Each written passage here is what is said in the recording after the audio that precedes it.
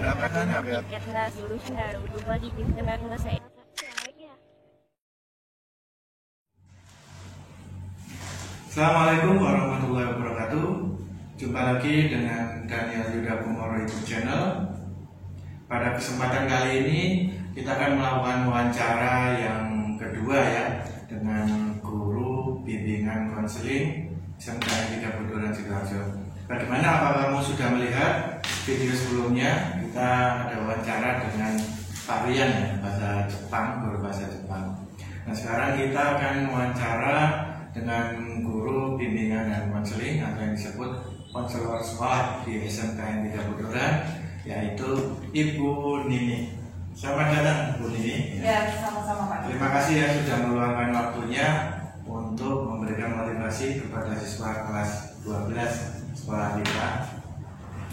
Ya, buat kamu yang belum subscribe channel ini, silahkan subscribe, berikan komentar, like, dan juga bagikan, dan nyalakan loncengnya untuk langsung mendapatkan informasi yang terupdate.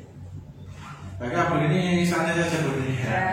Ya, kita meskipun sudah teman ya, tapi ini untuk konten motivasi siswa kelas 12 yang ingin mengambil jurusan pendidikan, terutama bimbingan dan konseling. Sebelumnya ini saya mau perkenalan dulu dengan Bu Nini ya. Bu Nini ini tinggal di mana? Di Sidoarjo, sudah lama saya di sini, 10 tahun lebih lah. Sudah 10 tahun ya. Aslinya bukan orang sini, tapi alhamdulillah sekarang sudah jadi warga Sidoarjo. Warga Sidoarjo. Sudah bersuami ya? Iya, alhamdulillah sudah. Berapa putranya? Kira tanya berapa suaminya Pak? Putranya 2. 2. Nah, perempuan sama laki-laki. Oh, berarti aslinya bukan Sidoarjo. Bukan. Di sini tinggal di mana Bu Nini? Di perumahan Geraha Kencana. Perumahan Geraha Kencana, Sidoarjo ya, yang dekat-dekat sini mungkin tahu. Baiklah Bu Nini, kalau boleh tahu ini ya, minta ceritanya sedikit, kembali ke dulu ya. Bu Nini dulu waktu SMA kira-kira di mana SMA-nya? Saya aslinya orang Lamongan. Saya dari SMP Negeri 1 Lamongan, terus di SMU Negeri 2 Lamongan. Waktu itu SMU Negeri 2 itu SMU favorit, jadi bayangan saya itu nggak mungkin saya bisa. Ternyata ya alhamdulillah, karena zaman dahulu itu belum pakai tes Pak masuknya, masih murni pakai nilai UN ya. Kalau dulu istilahnya bukan UN, tamas ya. Panas ya. Ya alhamdulillah keterima, yaitu rezeki ya. Dia di kota ya? Di kota. SMA 2 Lamongan. SMA Negeri 2 Lamongan. Nah, Ibu waktu itu ambil jurusan IPA atau IPS? Penjurusannya waktu itu baru kelas 2. Kelas 2. Kelas 2. Dulu kan istilahnya masih kelas 1, 2, 3. Belum seperti sekarang istilahnya kelas 10, 11, 12. Kelas 2 itu berhubung nilai saya itu imbang antara nilai di rapot, nilai IPA sama IPS itu imbang.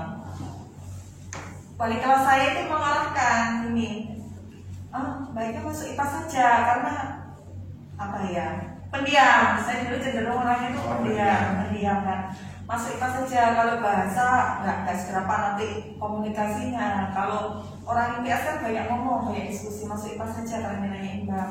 Nah, nggak lama setelah itu ada tes psikotes, tes psikologi, dan yang diadakan pihak sekolah. Dari hasil tes itu menunjukkan, mengarahkan kalau ini cocok di IPS gitu. Oh, malah cocok di IPS. Cocok di IPS. Sebenarnya selisih sedikit sih, lebih unggul di IPA daripada IPS, tapi berimbang selisihnya, tapi hasilnya itu mendukung di IPS. Akhirnya pihak keluarga tidak apa-apa lah, karena waktu itu awalnya pengennya kan dari dokter, tapi saya bukan dari keluarga yang kuat atau mampu. Bisa nggak kuliah di kedokteran yang waktu itu kan mahal gitu loh. Saya mikir-mikir gimana ya baiknya, tapi nggak mungkin lah hasil tes ini membohongi gitu loh. Tapi saya mikir, saya waktu itu kan pendiam, bisa nggak ya di IPS, tapi ternyata itu menjadi suatu tantangan buat saya.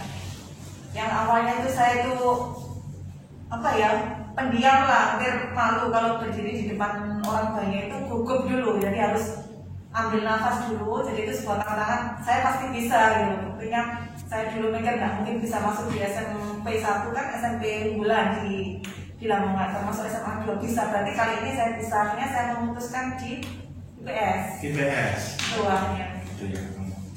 Setelah dari IPS ya, apa yang membuat Bun ini termotivasi untuk mengambil jurusan bimbingan konseling atau ini menjadi guru? Kira-kira apa motivasi? Awalnya sih enggak Pak ya, kalau jujur awalnya memang enggak pengen jadi guru. Enggak pengen jadi. Ya waktu itu karena di waktu itu pandangan orang itu miring kalau IPS itu anak nakal, yang ngomong kan gitu. IPA itu anak-anak yang hebat, yang pasti pandai. Ternyata setelah saya menekuni IPS itu buat paper, buat makalah, laporan, ternyata bentuknya itu berbeda dan kita diwajibkan presentasi, ada debat gitu. Akhirnya kok gini ya, ternyata ngomong di hadapan orang ternyata enak ya kalau jadi guru. Tinggal setelah menerangkan sedikit, kasih tugas, sudah bisa santai, nanti bisa menulis hasil. Akhirnya seperti itu, cuman waktu itu belum ada yang mengarahkan saya pengen apa ya, karena dalam hati itu masih terbesit pengen dokter, tapi sudah terlanjur IPS ya. Ya akhirnya Bapak Ibu guru saya BK itu merangkul sekali, asik orangnya. Meskipun waktu itu ya saya cenderung bukan anak nakal, memang karena jarak rumah itu terlalu jauh, jadi pernah beberapa kali terlambat dipanggil sama guru BK.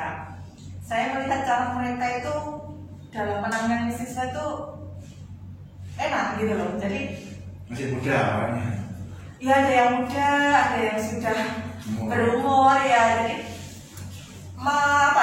mematahkan kesan di masyarakat kalau BK itu jahat.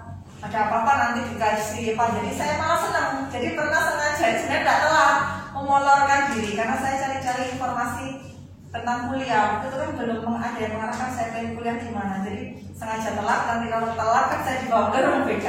Jadi itu saya manfaatkan untuk cari-cari. Sebenarnya salah ya teman-teman, jangan tiru. Tapi itu saya manfaatkan untuk cari-cari referensi kuliah di sini kok apa aja Pak. Terus yang harus dipersiapkan apa, cara melamar kerja, jadi saya manfaatkan. Aktif berarti dulu ya? Ya karena gara-gara masuk IPS itu saya istilahnya beranilah ngomong di depan orang banyak. Kalau dulu belum penjurusan itu pendiam, benar pendiam.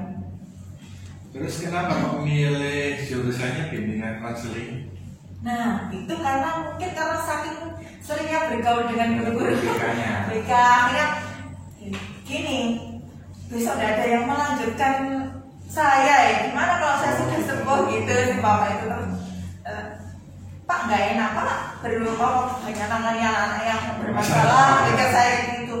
Loh kamu belum terjun langsung. Terus, apa bedanya Pak? Saya setiap hari di BK sudah tahu kayak saya seperti itu. Tapi setelah di sana kan ada beberapa buku ya di ruang BK, ada beberapa buku masalah. Saya buka-buka kok sedikit tertarik itu loh Pak.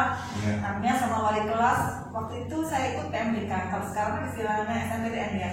SNMPTN. Nah PMDK yang ambil jalur prestasi. Jadi dilihat ini dari nilai raport dan apa sertifikat piagam yang ada ya prestasi non akademisnya waktu itu. Ada.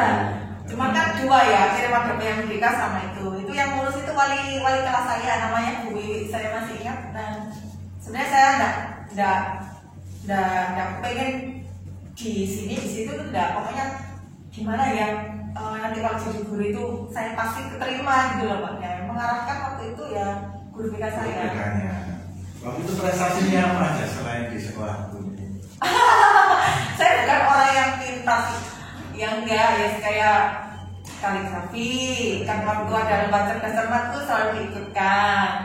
Kalau puisi itu gagal saya karena kurang ya penglihatan jadi enggak. Ya hanya sebatas itulah. Beberapa kali nulis cerpen waktu itu. Berarti karena Bu ini seringnya bergaul dengan guru BK, akhirnya ingin menjadi guru, terutama guru BK. Ambil jurusannya di BK di Unesa, bukan? Ya di Unesa.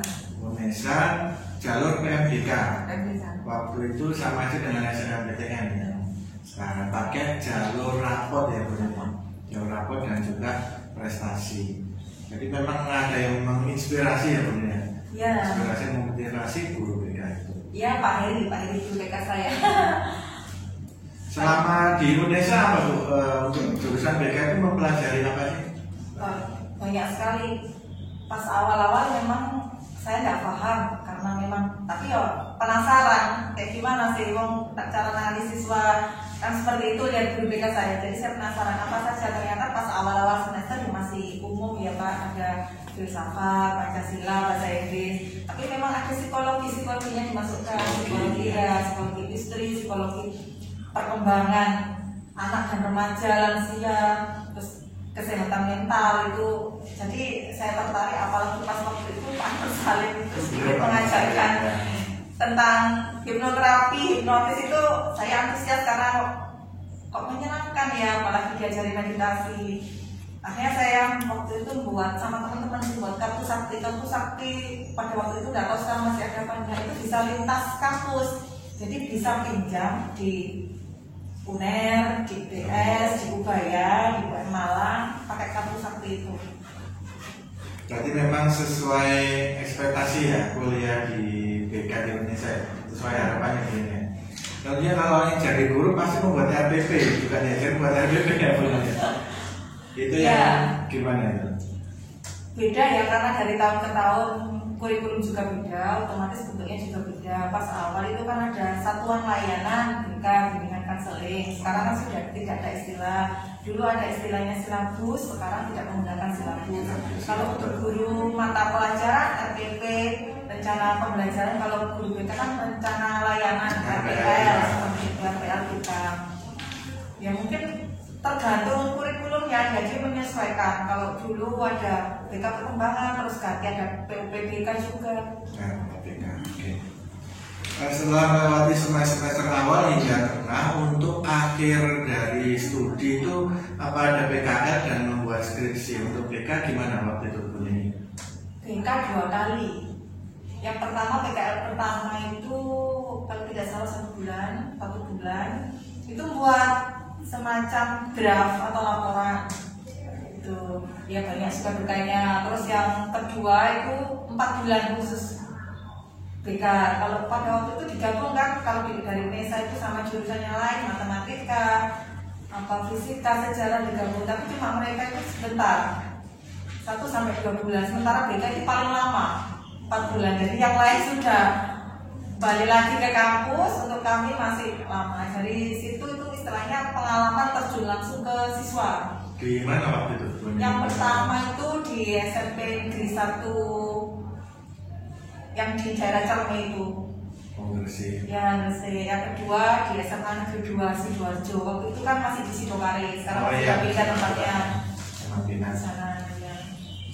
Lalu terakhir ditutup dengan skripsi buat karya tulis. Ya, karya tulis, tapi itu bukan bentuk skripsi. Jadi setiap kitab istilahnya PKL itu ada laporan, semacam laporan dia. Jadi laporan nggak bisa langsung jadi, kalau salah ya membuat lagi, revisi lagi.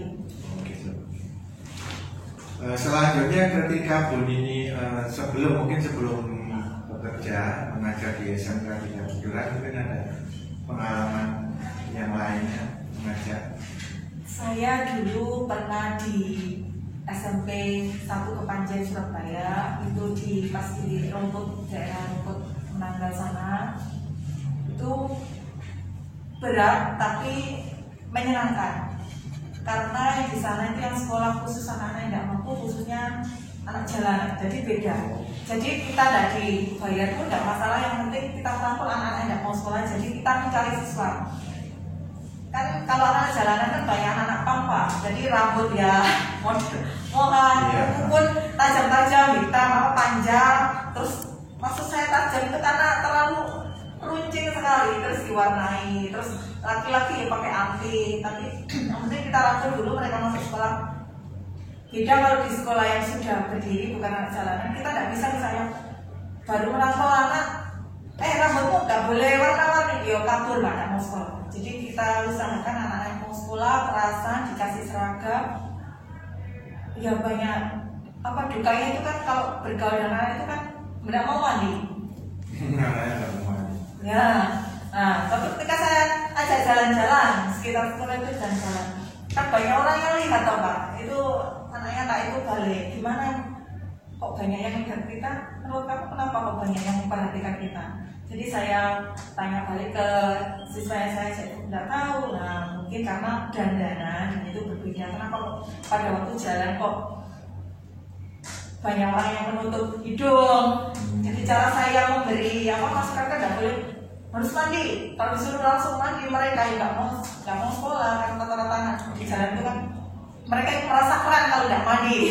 Apalagi yang bajunya disobek, dikasih baju seragam itu disobek kan, disobek gitu. Ternyata pengalamannya menarik ya Bu ya. Jadi guru BK itu juga dukanya juga banyak. Ada lagi yang di SMP negeri 7, SMP PGRI 7 tadi itu luar biasa. Kalau mahasiswanya banyak, saya BK-nya sendiri. Sendiri ya? Sendiri. Modelnya pada waktu itu sekolahnya belum dibangun bertingkat, sekarang kan sudah bagus dan bertingkat banyak pintu ke atas. Kalau dulu itu jadi full, harusnya sekolahnya tidak full Pak. Pagi terus pulangnya jam setelah sore dulu pulang, dilanjutkan lagi karena tidak cukup. Nah otomatis saya jadi full day.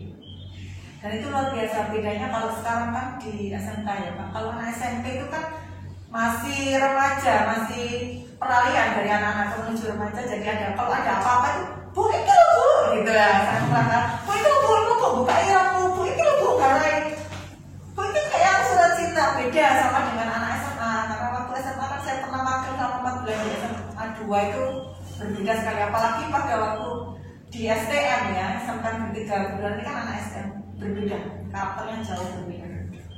Tapi yang jelas jadi guru BK harus ngomong ya, ngomong anak-anak itu ya. Kalau dibilang ngomong ada benarnya. Ya guru BK itu dan kalau kita harus tegas bukan berarti jahat ya Pak ya. Kadang kita harus jadi sahabat siswa tapi tidak membuat siswa itu ada kalanya kan kita mengaku siswa jadi sahabat tapi siswa itu mohon maaf ya kadang-kadang nggak suka karena membuat kita temannya. Jadi tata keramanya ya bukan gitu juga ya. Maksudnya tetap ya tetap harus ada di bawah tapi kita bisa merangkul siswa supaya nggak takut karena kan banyak dari omongan kan BK polisi sekolah jadi tergantung kita pendekatan ke siswa. Baik, tadi itu suka dukanya menjadi guru ya, terutama guru BK dari Bu Nini. Nah ini Bu Nini kebetulan sekarang kan ini ya musimnya pendaftaran kuliah. Januari, Februari, Maret ini anak-anak sedang mendaftar di jalur SNMPTN, SNMPTN dan SPAN PJJ. Terutama khususnya anak-anak yang ingin menjadi guru, yang ingin kuliah, ingin menjadi guru dan terutama yang ingin ambil jurusan BK. Mungkin Bu Nini punya tips dan triknya untuk anak-anak yang ingin kuliah menjadi guru atau khususnya menjadi guru BK. Sebenarnya ya tidak muluk-muluk ya sama dengan yang lain, apa-apa diniati dari niat yang pertama kita mau nggak, jadi nggak ikut-ikutan Pak. Mungkin kadang-kadang kenapa kok anak ini ikut-ikutan karena dia tidak paham tentang minatnya ya, kemampuannya, potensinya di mana. Kalau biasanya ikut-ikutan di tengah-tengah itu keluar jadi nggak jadi, padahal kayak kalanya sudah diterima tapi nggak jadi. Jadi yang pertama mantapkan niat kita. Nah sebelum niat kita dimantapkan itu kita harus tahu potensi kita dari mana. Kalau kalian kesusahan bisa menghubungi guru BK. Kok aku nggak paham bakat aku gimana sih? Kadang nggak ngerti kemampuan aku gimana. Kadang kita nggak bisa menilai diri sendiri. Kadang kala kan menilai orang lain itu mudah mencari kesalahan orang lain, tapi kita nggak bisa mencari kesalahan diri sendiri. Jadi mungkin tanya-tanya seputar atau misalnya buka di Google banyak itu bakat itu apa itu kurang paham, boleh tanya-tanya datang ke ruang BK Pak ya. Jadi untuk mengarahkan potensi apa. Ada kalanya kita bingung, aku merono isok, tapi semuanya tidak ada yang unggul istilahnya. Aku ikut ini bisa, misalnya ikut main voli, sepak bola, nari, tapi yang biasa-biasa aja tidak pernah ikut kejuaraan. Jadi kemampuan saya di bidang mana? Jadi itu mungkin dia belum paham tentang dirinya apa. Di pertama niat, kalau sudah ada niat laksanakan. Karena apa? Kalau nggak dilaksanakan hanya niat saja tidak akan terjadi Pak. Dilaksanakan otomatis kalau melaksanakan ini kan harus ada ikhtiar ya, belajar, berdoa juga. Doa ini doa orang tua. Kalau masih punya orang tua baik ayah, ibu, apalagi terutama ibu itu penting. Jadi mohon doa dari orang tua kita. Terus bagaimana tanggapan Bu Nini tentang siswa yang ketika diarahkan mau menjadi guru itu masih tidak mau, kadang masih tanggapannya masih ini ya, kurang diminati, itu gimana?